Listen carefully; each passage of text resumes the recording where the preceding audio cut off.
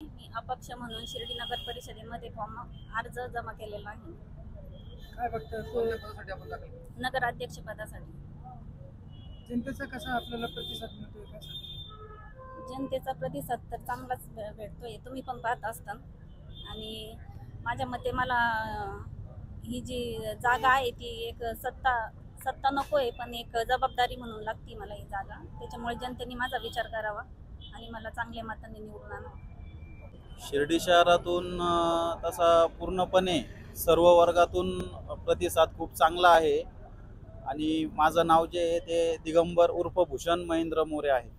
माझी पत्नी सायली दिगंबर मोरे हिला नगराध्यक्षपदासाठी उमेदवारी अर्ज आपण दाखल केला आहे। तर तसं आपण पूर्वीपासून जवळजवळ एक 10-12 वर्षापासून लहानपणापासूनच तसं मी संघाचा कार्यकर्ता आहे।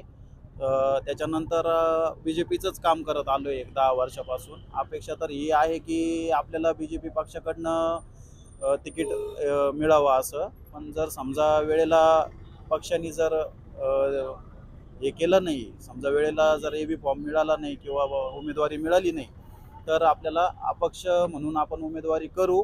कालांतरानंतर ज्यावेळेस आपण निवडून येऊ, निवडून आल्यानंतर साईबाबांचं दर्शन घेऊ आणि दर्शनानंतर पहिला आपला प्रवेश BJPतच होईल परत, असं आहे। कोणत्या पक्षातून आला? आता आम्ही मागणी तर केली आहे पक्षाची, पक्षाने जर आपल्याला उमेदवारी नाही मिळाली पक्षाकडनं तर अपक्ष म्हणून उमेदवारी राहील। आता बघू, वरिष्ठांकडे मागणी करणं हे आपलं काम आहे आणि आपल्याला जो जनतेचा प्रतिसाद आहे तो प्रतिसाद बघून आपल्याला जनतेचं पण विचारात घेऊन आपल्याला काम करावं लागेल। कारण की आपण काहीतरी मुद्दे मनात धरून किंवा काहीतरी आपण कार्य मनात धरून समोर आलो आहे। ते काय फक्त आपलं स्वतःचा उगाच काहीतरी आहे म्हणून आपण करत नाहीये। आपण उद्या शिर्डी ग्रामस्थांचा विचार करून अथवा पुढे भविष्यात साईबाबांचा भक्तांचा विचार करून सगळं विचार करून आपण समोर उमेदवारी करण्याचा आपण मानस केलं होतं। एकच उमेदवारी अर्ज जो आहे तो दाखल केला आहे का? आणि हो, एकच उमेदवारी अर्ज दाखल केला आहे।